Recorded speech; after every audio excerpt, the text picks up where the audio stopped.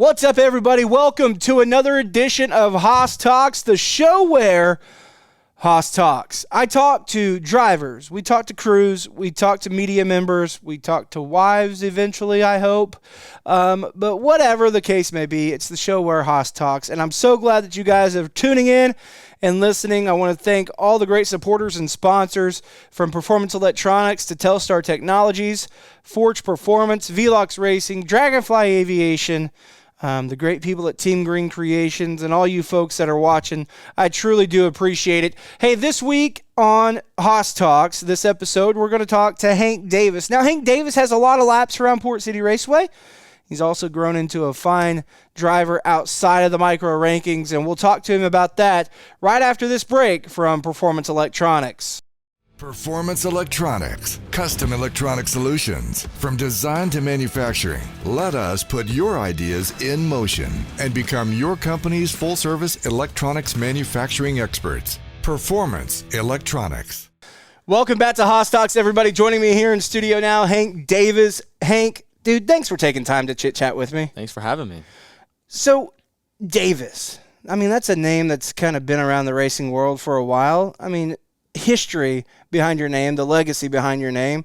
Kind of tell people that may not know about your family, about how you guys are involved in racing. I mean, it goes way, way back, right? Yeah, so the first two in my family, like Tony Armstrong and George Armstrong, they just ran Tulsa, and like Tony ran the Fixco, and then my dad, he ran like basically the ASCS Sooner Region deal, actually with the guy that owns Connor's car, Harold. Yeah. He owned my dad's sprint car for a long time, and then 2011, I think it was, he quit and then got me a junior sprint, and it's kind of where it's been. The rest is history. There you go.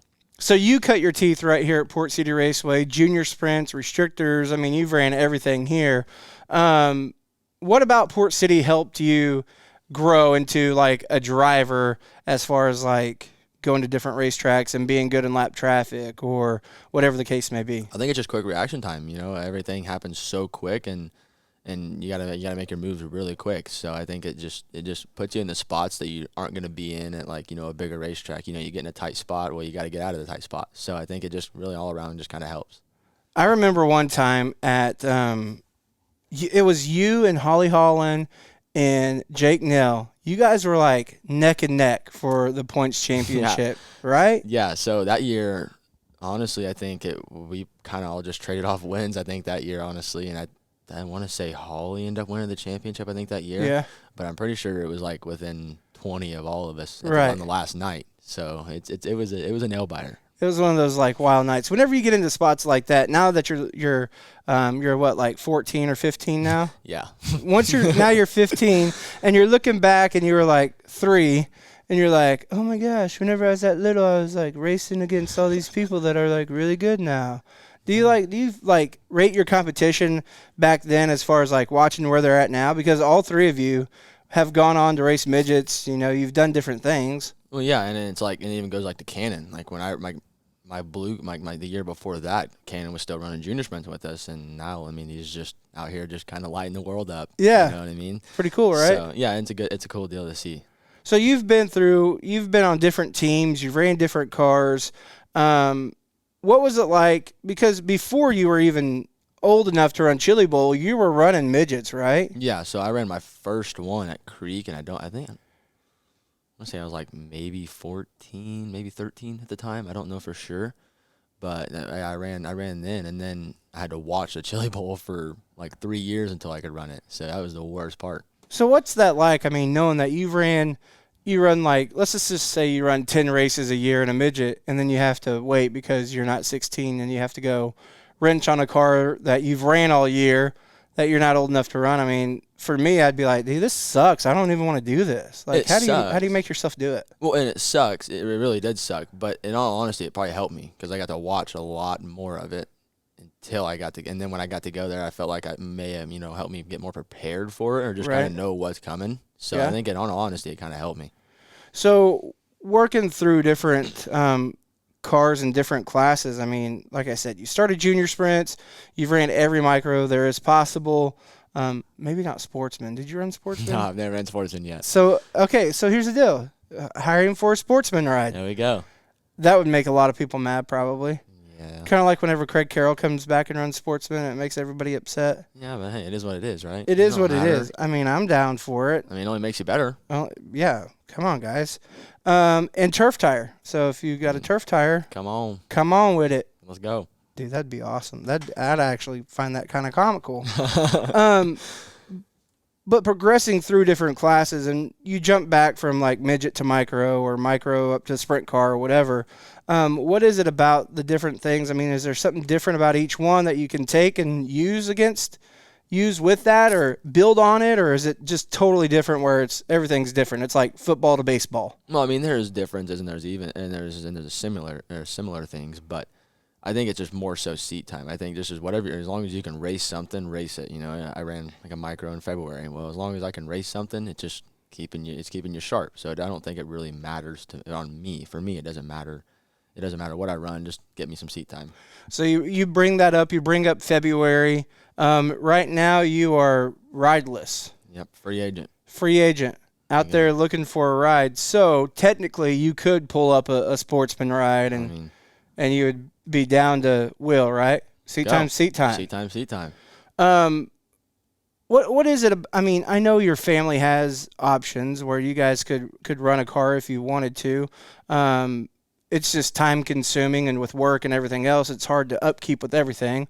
What is it like being a free agent, being a guy that can go to Arizona or wherever and hop in a car and do that? Are you calling people on a consistent basis? Are you just throwing it out there social media wise? Like, how does that work for you? I mean, I know for other people it's probably different, but for you, what is that like? Well, I mean, I get a hold of definitely text people, and because I've always thought the worst thing they can say is no to me. So I've always just I mean, at first it sucked. I never was really an asker, but now I kind of, the worst thing they can say is no. So I've been asking around, and we're still trying to work some things out here and there. But with the COVID deal, and my grandpa has kind of been my bigger supporter all my life, and so he has a store downtown Tulsa, and the COVID's hurt it. So it's one of those things that it's like almost is it the right timing yet? Right. For him, I mean, it's for me all the time. Like I'm ready to go all the time, but is it the right timing for him?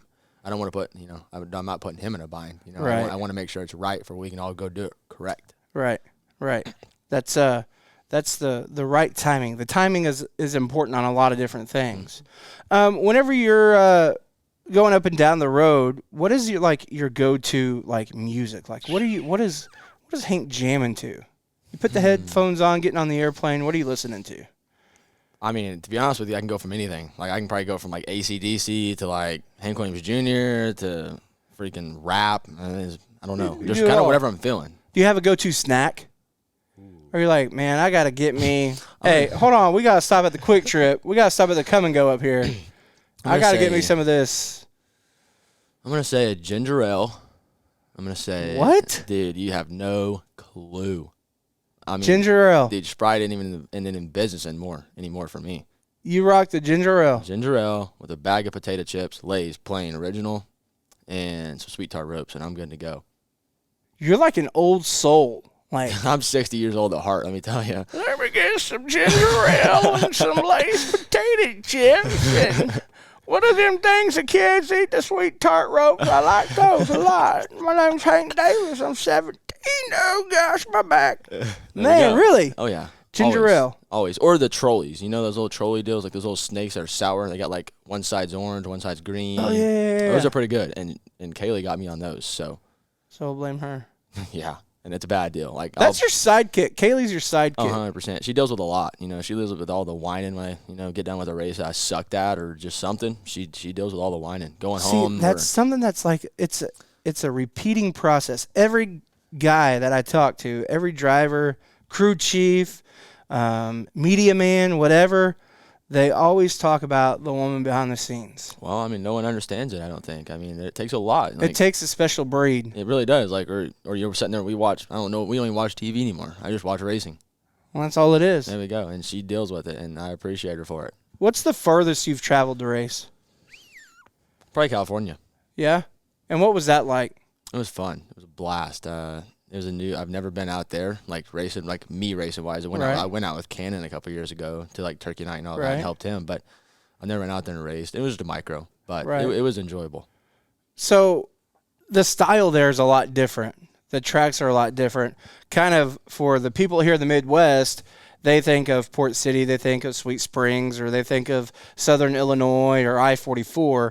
How do the tracks out there compare to our tracks here that we race at? They're definitely more flatter. Yeah? Definitely more flatter, and which the only one we went to that had really a curve was Plaza, but the curve was like, we're talking like big Gnarly. time. We're talking big, but I mean it's kind of the same. But I'd say the difference is probably the flatness of them. That, and then out there they qualify, right? I'm a horrible qualifier. That's something like I think we should do more of here in the Midwest. I like it. Every now and then we should be like, oh, draw a pill. Hey, non-wing, you're qualifying tonight instead of drawing for There you go. starting I agree with spot. it. And I enjoy it. I just suck at it. Like my first ever qualifying single car, I qualified 24th at Meeker. What? 24th. And honestly, you know what's funny though? Is I'm going around there and I'm like, oh, that was definitely a flyer.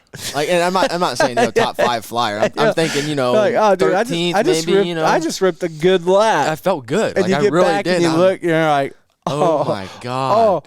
Oh man, that's not right.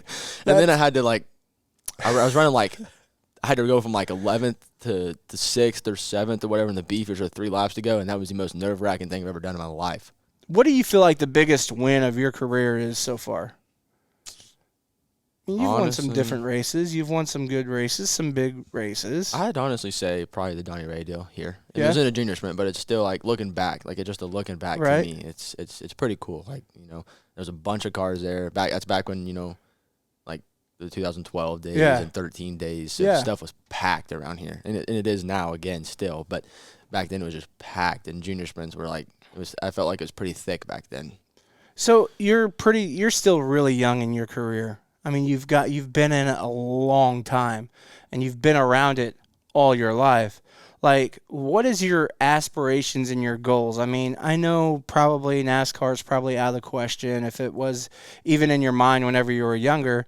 But have goals changed for you over the years as far as where you want to go, where you want to be, what you want to do in life? Does racing still rule the life, or is life kind of taking a different direction, do you think?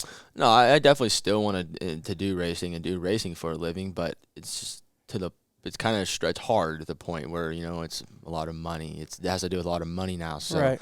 So granted, I may not be doing it all fully now, but I hope at some point I can just and honestly, I just want to be a dirt racer. Doesn't really matter, Yeah. if it's a wing sprint car, if it's a midget, if it's a non-wing sprint, silver crown car. I don't care. I just want to race a dirt for a living. So if you were to go back and tell young Hank Davis something in the junior sprint days, if you were to go back and give yourself a piece of advice, or you're giving a piece of advice to a kid that's just getting started, what would that piece of advice be? What would that turn your focus towards this, or what would that piece of advice be to that young Hank Davis? I'd say probably. I mean, as goofy as it may sound, I'd say probably learn the car a little bit earlier. I've started to learn the car now, but I wish I'd have probably learned it a couple of years ago, so I had a little more knowledge, so maybe I could carry that a lot more places, Right. So I could have maybe had better opportunities, earlier in my career. Right. So that brings me to a kind of a final question. You see it nowadays, like you said, it takes a lot of money to get into, let's just throw it out there, a Keith Coons ride, a Chad Boat ride, a Dave Mack ride. I mean, it takes money to run a full year in one of the upper premier classes, USAC, Power I, whatever it may be, the Outlaws, the All-Stars, ASCS. It takes money to get there. But what you see now is a lot of former drivers or young drivers that are turning their focus more towards the mechanic side of things and being car chiefs or crew chiefs. And you see a lot of young guys. There's just an interview on the Passing Points podcast with Jarrett Martin from KKM, and how he started out doing tires and cleaning trailer floors, and now he's the crew chief on 3 premier midgets. Right. Is that something that's ever crossed your mind as far as maybe looking into that as making that a career, or are you still at the point in the age where you're I can still drive, I still have the ability, I still have the capability, and the people behind me to do that. Yeah, I would say I'm probably at the age of where I would like to just like I feel like I can compete somewhat, so I would like to try to compete, but I've never I've had it cross my mind if it wasn't to work out, I would 100% be down to go be a crew chief of anywhere. How would you so far right now? How would you rate your career? Like on a scale of 1 to 10. 10 being like, man, it's been more than I could ask for. 1 being, man, I'm horrible. I should just give it up. Well, the past 2 years, I'd give her a 1. Yeah? The past 2 years, I'd give it a 1. But in all honesty, but why? But why? Just I don't know. because you haven't had the results that you want, or it's just you haven't been able to race as much? Like, what is... I would say it hadn't been the results I'd want, and plus I just hadn't been able to run a full year. It's been a while. It's been probably 2 years or so since I've run a full year, and it is what it is. That's just how it is. But in the long run, I would say it's a 10. Like, it's way more than I expected. I never thought I'd win as many races as I have. I never thought any of that. So right. All right. So you ready for some rapid fire questions? Go. Okay. Are you a bull ring guy or a big track guy? Bull ring guy. I hate big tracks. Tops up here or bottom feeder? We're gonna have to go up there. You really? Oh yeah. You're not like a half and half. I feel like you're a half and half guy. Yeah. I mean, I'm honestly, you're capable of doing both. I'm gonna say I'm going where everyone's not. So I mean, if that's in the middle and I can make it work, let's go. That's good. Are you a wing or a non-wing guy? I've never really ran like a big car wing on a big track, so it's kind of hard. But I'd have to say non-wing. Non-wing guy? Mm-hmm. Are you let's change the shocks around, let's dabble with the shocks, or are you like, let's dabble with the stagger?